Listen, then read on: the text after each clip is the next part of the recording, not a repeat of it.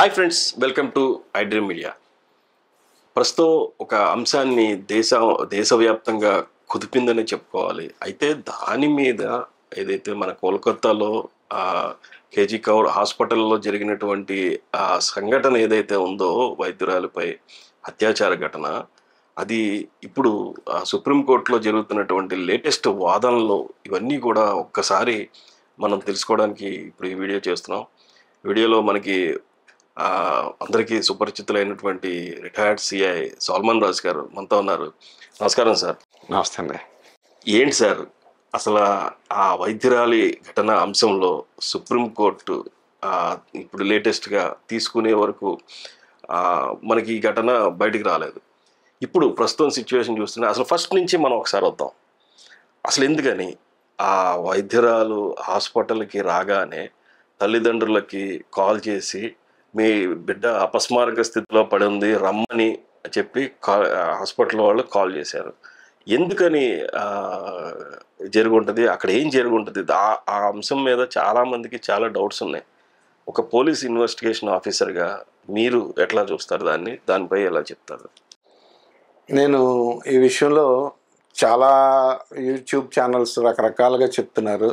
ఇంకేముంది, ఎవిడెన్స్ అంతా ట్యాంపరింగ్ చేయడానికి దీన్ని ఇలా డిలే చేసి ముందేమో ఆ అమ్మాయి అపస్మారక స్థితిలో ఉంది, తర్వాత సూసైడ్ చేసుకుందని చెప్పారు, తర్వాత ఇలా హత్య గావించబడిందని చెప్పారు అని దీన్ని ఒక డౌట్ క్రియేట్ చేస్తున్నారండి. యాక్చువల్గా being a law and order officer, ఎందుకంటే ఒక తల్లిదండ్రులకి తన కూతురు చనిపోయిందని సడన్గా చెప్తే వాళ్ళ మానసిక స్థితి ఏ రకంగా ఉంటుందో మనకు అర్థం చేసుకోవాలి. వాళ్ళు ఏం చెప్పారంటే హాస్పిటల్ ఈ ఒకేసారి షాక్ అయిపోకుండా ఉండడం కోసం ఎవరైనా సరే చాలామంది చావు కబురు చెప్పేటప్పుడు చాలామంది ఇదే మాదిరిగా చెప్తారు. ఇది ఆ అమ్మాయి అపస్మారక స్థితిలో ఉంది, ఒకసారి బాగోలేదు, ఒంట్లో బాగోలేదు, రండి అని చెప్తారు. ఆమె వచ్చిన తర్వాత ఆమె ఉన్న పరిస్థితి చూసి మరి ఆత్మహత్య చేసుకుందని చెప్పడం జరిగి ఉంటుంది అక్కడ. అయితే చివరికి వస్తువులకి ఇది ఎందుకంటే ఒకేసారి ఈ అమ్మాయి రేప్ చేయబడింది, చంపబడింది అని చెప్తే తల్లిదండ్రుల మానసిక స్థితి ఏ రకంగా ఉంటుంది మనం ఆలోచించాలి. దాని నిమిత్తం అలా చెప్పుంటారని నేను అనుకుంటున్నాను. ఎందుకంటే నేను చాలాసార్లు ఇలాంటి విషయాల్లో తల్లిదండ్రులకి మేము ఇంటిమేషన్ చేసేటప్పుడు బాగోలేదు, మీ పిల్లలు బాగోలేదు, ఇలా రండి, ఒకసారి రండి అని చెప్తాం. నేను కూడా చాలాసార్లు చేశాను. అంతే, అందులో ఒక మంచి ఉద్దేశం తప్ప అది చెడు ఉద్దేశం కాదని నేను అనుకుంటున్నాను. అసలు ఎందుకని ఏదైతే ఆసుపత్రి నుంచి కంప్లైంట్ వెళ్ళగానే ఎఫ్ఐఆర్ ఎందుకు రిజిస్టర్ అవ్వలేదు? దీంట్లో సుప్రీంకోర్టు ఇన్వాల్వ్ అయిన తర్వాతే ఈ కేసుని హై ప్రయారిటీగా తీసుకోవడం జరిగింది. అసలు ఏంటది? ఈ సీక్వెన్స్ని ఎలా చెప్తారు మీరు? అంటే ఒక్కొక్క స్టేట్లో ఒక్కొక్క రకంగా ఉంటుందండి ఎఫ్ఐఆర్ రిజిస్ట్రేషన్ అనేది. ఇప్పుడు మన ఏపీ స్టేట్ వరకు అయితే గతంలో ఏపీ పోలీస్ మాన్యువల్ ప్రకారం ఒక అనుమానాస్పద మృతి ఏదన్నా కేసు ఒక శవం డిటెక్ట్ అయితే దాంట్లో 174 సిఆర్పిసి అంటే అనుమానాస్పద మృతిగా, లేదు సస్పీషియస్ డెత్గా, లేదు డెత్ కాజ్ నాట్ నోన్గా మనం ఒక హెడ్ పెట్టుకుని దాన్ని ఎఫ్ఐఆర్ ఇష్యూ చేస్తాం. ఓకే. అయితే కొన్ని స్టేట్స్లో ఏంటంటే సిఆర్పిసి ప్రకారం ఎఫ్ఐఆర్ రిజిస్టర్ చేయాలంటే కాగ్నైజబుల్ అఫెన్స్ అయితే ఎఫ్ఐఆర్ ఇష్యూ చేయాలి. ఇది కాగ్నైజబుల్ అఫెన్స్ కాదు కదా, ఇది డెత్ కదా, దాన్ని మీరు ఏ రకంగా చేస్తారో తెలియదు, దానికి ఎఫ్ఐఆర్ ఇష్యూ చేయకూడదని కొన్ని హైకోర్టులు జడ్జిమెంట్లు చెప్తాయండి. దానివల్ల మరి వెస్ట్ బెంగాల్లో అలా జరిగి ఉంటుంది. అది అక్కడ ఎఫ్ఐఆర్ ఇష్యూ చేయకోకుండా దాన్ని డైరీ ఎంట్రీ పెట్టుకుని సస్పీషియస్ డెత్గా ఇన్వెస్టిగేషన్ స్టార్ట్ చేయటం మొదలైంది దాంట్లో. అది దీంట్లో ఎందుకంటే ఇది ప్రత్యేకించి ఎఫ్ఐఆర్ రిజిస్టర్ చేయకుండా అసలు ఇన్వెస్టిగేషన్ అనేదే జరగదండి. ఏ విధమైన దానికి మూలం ఏదో ఉండాలి కదా, విత్తనం లేకుండా మొక్క వచ్చేస్తుందా? అవును. అసలు మరి ఏంటి, పోలీసులు విచారణ చేయలేదు, దర్యాప్తు చేయలేదు అని జడ్జి గారు దర్యాప్తు చేశారు, విచారణ చేశారు అనే అంశాన్ని ఒకటి బాగా చర్చ జరుగుతుంది. ఇది ఎంతవరకు కరెక్ట్ అంటారు? ఇది కొత్తగా వచ్చిన భారతీయ న్యాయ సంహిత ఆ చట్టం అంటే ఇండియన్ పీనల్ కోడ్ స్థానంలోనే భారతీయ న్యాయ సంహిత, తర్వాత సిఆర్పిసి స్థానంలో ఇంకొక చట్టం బిఎన్ఎస్ఎస్, ఈ 2 చట్టాలు ఇంట్రడ్యూస్ చేశారు కేంద్ర ప్రభుత్వం.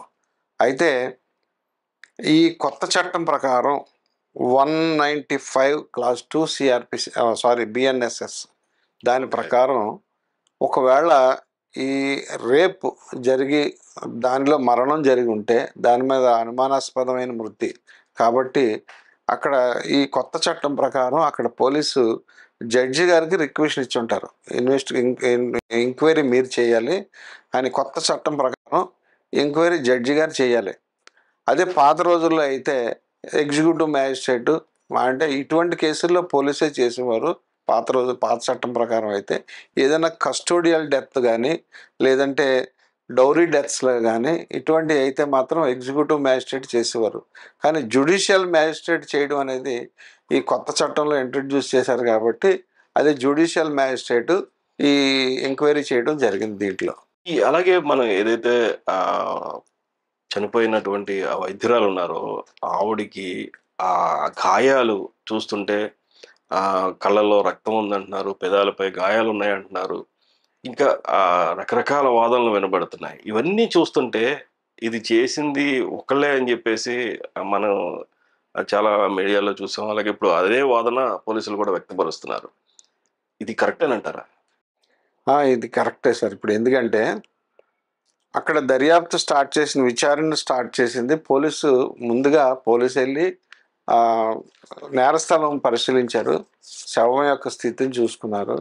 పరిస్థితి చూసి ఓహో ఇది డెత్, రేప్ కమ్ డెత్ అయి ఉండొచ్చు, లేదా సెక్షువల్ అసాల్ట్ జరిగింది ఈ అమ్మాయి మీద. దానివల్ల ఎందుకంటే ఆ అమ్మాయి మీద ఉన్న ఇంజరీస్ ఇవన్నీ ప్రైమరీగా చూసి వెంటనే జడ్జి గారికి ఇంటిమేషన్ చేసి జడ్జి గారిని ఎంక్వైరీ చేయమని వారిని రిక్వెషన్ పంపితే అప్పుడు జడ్జి గారు వచ్చి దీని మీద ఎంక్వైరీ చేయడం మొదలు పెడతారు. అయితే దీంట్లో ఏంటంటే ఈ ఎంక్వైరీ చేయడంలో మొట్టమొదటిగా మనం ఎవరైనా సరే పోలీస్ ఆఫీసర్ కానీ లేకపోతే జడ్జి గారు కానీ చేయాల్సింది ఏంటంటే ముందుగా పంచాయతీదారులు తీసుకోవాలి. ఒక 4 కానీ 5 కానీ పంచాయతీదారులు అంటే పెద్ద మనుషులు అనమాట. వాళ్ళ సమక్షంలో ఈ సాక్షులు ఎవరైతే ప్రత్యక్ష సాక్షులు ఉంటారో లేదంటే ఎవరైతే రక్త బంధువులు ఉంటారో, అది కాక గత రోజు ఆ అమ్మాయి చనిపోయే ముందు ఫస్ట్ చనిపోయిన తర్వాత ఫస్ట్ ఆ డెడ్ బాడీని ఎవరు చూశారు, ఆ వ్యక్తి ఎవరు, తర్వాత ఈ మరణం ఆమె చనిపోకముందు ప్రాణంతో ఉండగా చివరిసారిగా ఎవరితో కలిసి ఉంది అది ఎవరు చూశారు, ఇటువంటి సాక్షులందరినీ పోగేసి ఈ శవ పంచాయతీ టైంలో వారి యొక్క స్టేట్మెంట్లు రికార్డ్ చేయాలి. అయితే పోలీసు శవ పంచాయతీ చేస్తే పోలీసు చేస్తారు, ఇక్కడ జడ్జి చేస్తున్నారు కాబట్టి జడ్జి గారు చేస్తున్నారు కాబట్టి జడ్జి గారు వాళ్ళ సాక్ష్యాన్ని రికార్డ్ చేసి ఉంటారు. అయితే దీంట్లో ఈ చేసేటప్పుడు ఈ సాక్ష్యం అంతా అయిపోయిన తర్వాత ముందు శవాన్ని ఉన్న పరిస్థితిని పరిశీలిస్తారు. ఆ శవం ఎక్కడ దొరికింది, యాక్చువల్గా ఎక్కడ దాన్ని డిటెక్ట్ చేయబడింది, ఆ ప్లేస్ని డిస్క్రైబ్ చేస్తారు. తర్వాత రెండు ఏంటంటే శవ పంచాయతీ జరిగేటప్పుడు ఈ ఇంజురీస్, శవం మీద ఉన్న ఇంజురీస్ అన్నీ నోట్ చేసుకోవడం జరుగుతుంది. ఇంజురీస్ ప్లస్ ఆ అమ్మాయి ఒంటి మీద ఏమన్నా ఆర్నమెంట్స్ లేకపోతే ఏదైనా క్లోత్స్ ఇవన్నీ కలిపి అవన్నీ దాంట్లో నోట్ చేసుకుని జడ్జి గారు శవ పంచాయతీ స్టార్ట్ చేస్తారు.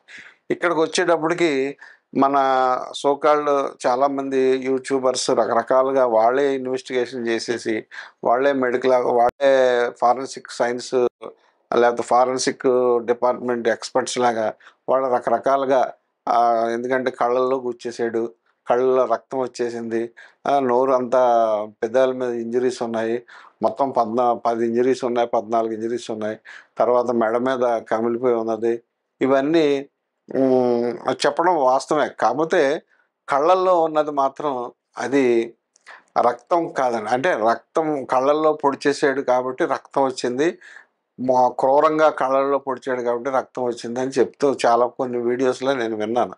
కానీ అది యాక్చువల్గా ఏంటంటే స్ట్రాంగులేషన్, అంటే ఒక పేక నులిమి లేకపోతే స్మాదరింగ్ అంటే ముక్కు ఊపిరి ఆడకుండా చేసింది, లేకపోతే స్ట్రాంగులేషన్ అంటే పేక నులిమి చంపిన దాంట్లో ఖచ్చితంగా ఈ కళ్ళల్లో ఈ బ్లడ్ అనేది పేరుకుని ఉంటుంది. దాన్ని కంజంక్షనల్ హెమరేజ్ అంటారు అనమాట. కళ్ళల్లో ఉండేదాన్ని కంజంక్షనల్ హెమరేజ్ అంటారు.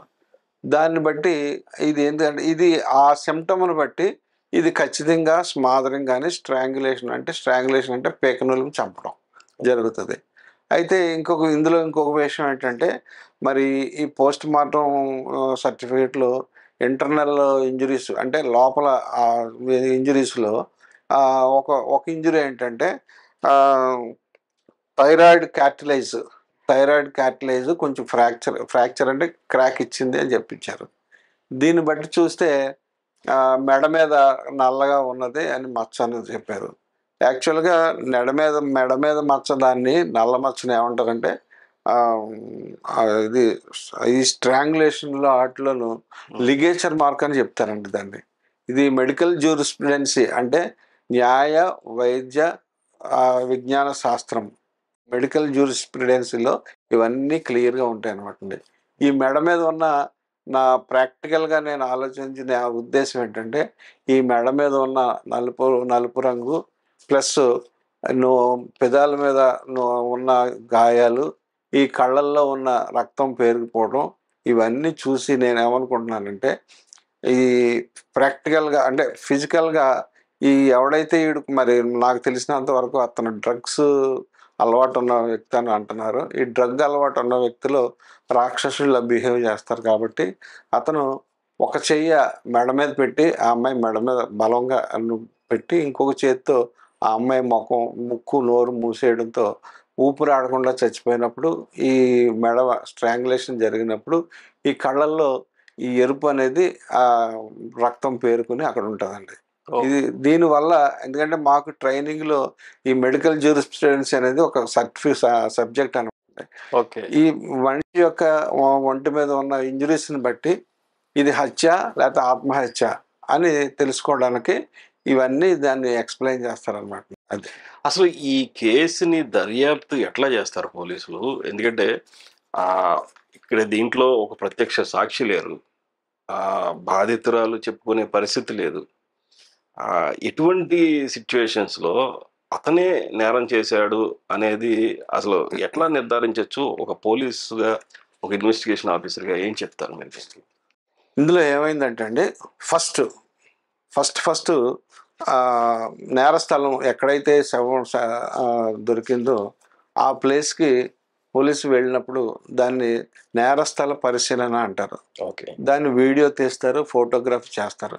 ఈ నేరస్థల పరిశీలనలో వాళ్ళకి దొరికింది ఏంటంటే దాన్ని ఏమంటారు బ్లూటూత్ ఇయర్ బడ్ దొరికింది, స్పీకర్, దాన్ని ఏమంటారు ఇయర్ ఫోన్ బడ్ దొరికింది.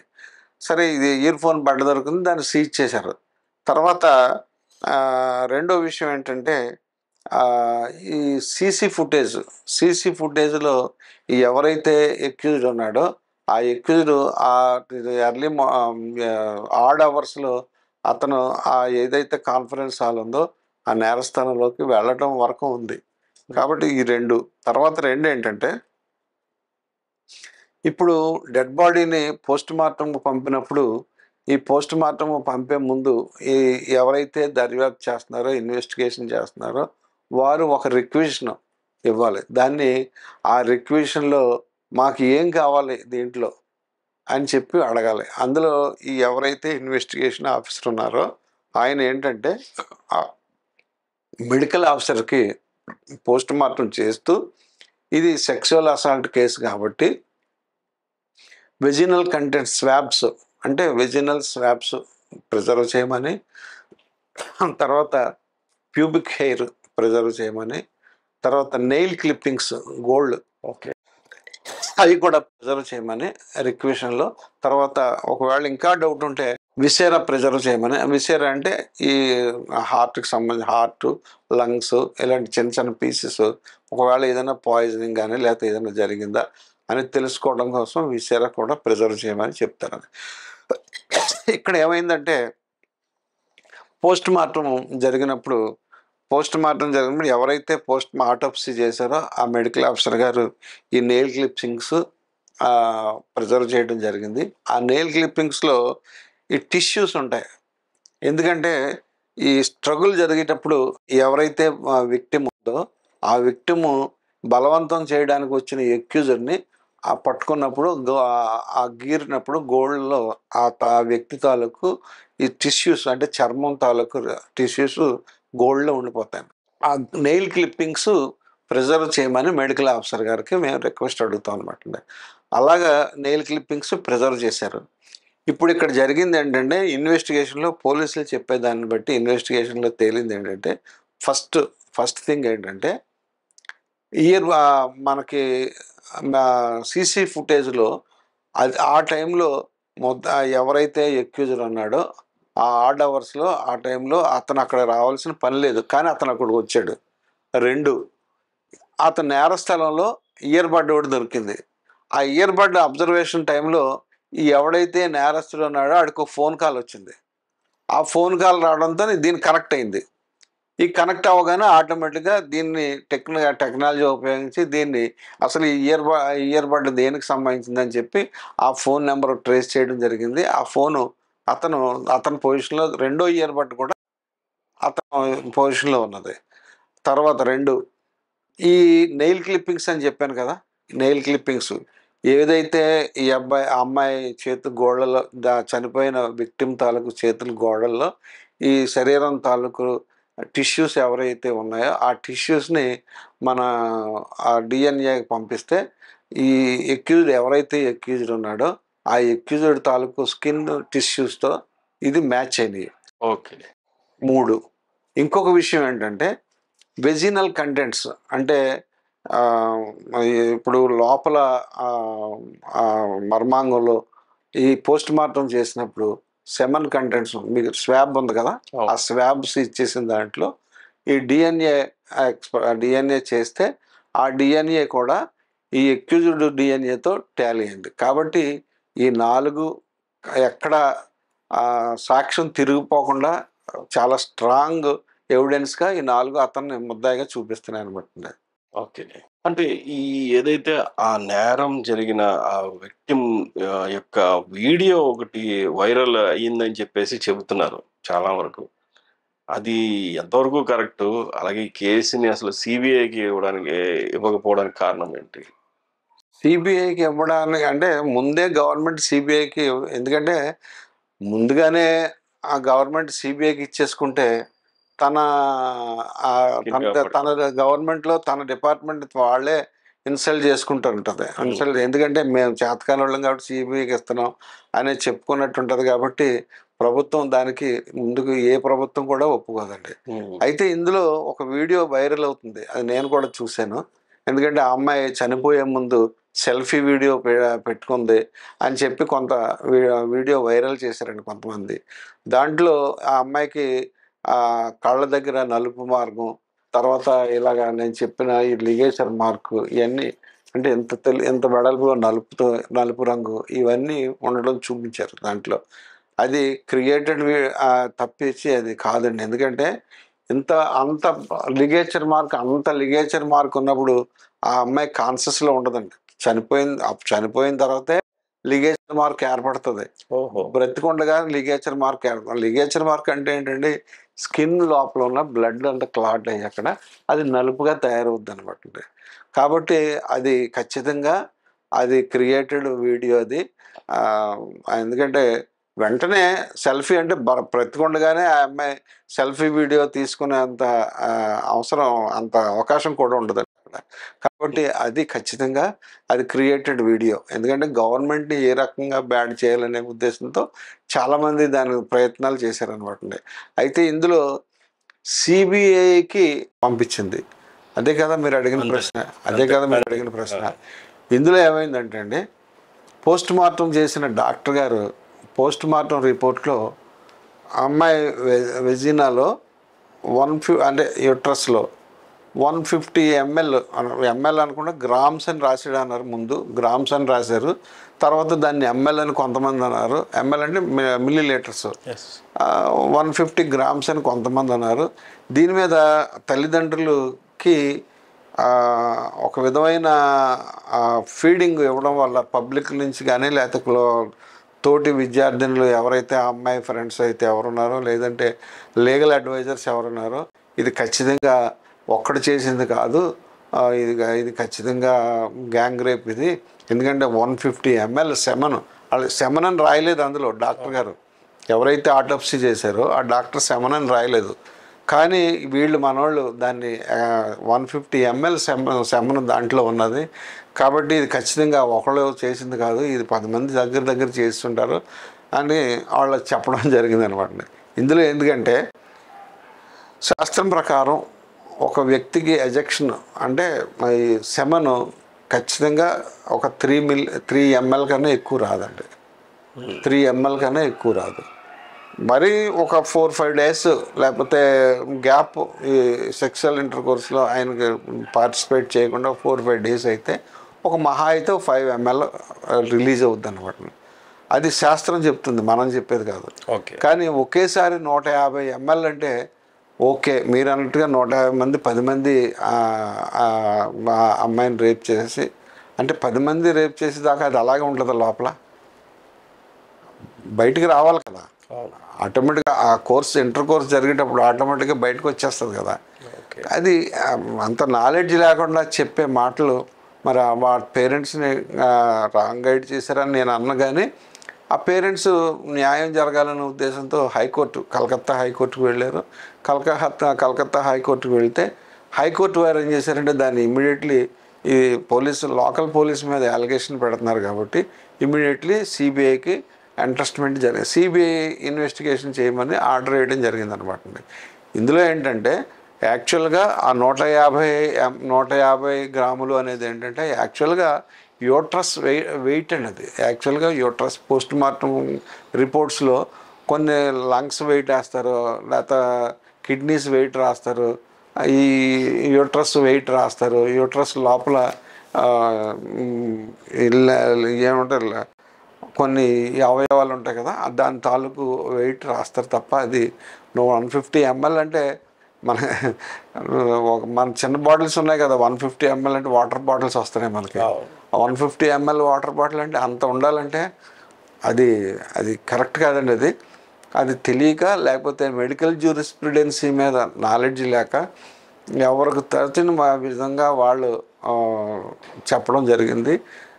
కాబట్టి ఈ డౌట్ మీద తల్లిదండ్రులు ఏదైతే హైకోర్టుకు వెళ్ళారో, కలకత్తా హైకోర్టుకు వెళ్ళారో వాళ్ళ ప్లీ మీద మాత్రమే సిబిఐకి ఈ కేసు ఎంట్రస్ట్ చేయడం జరిగిందండి.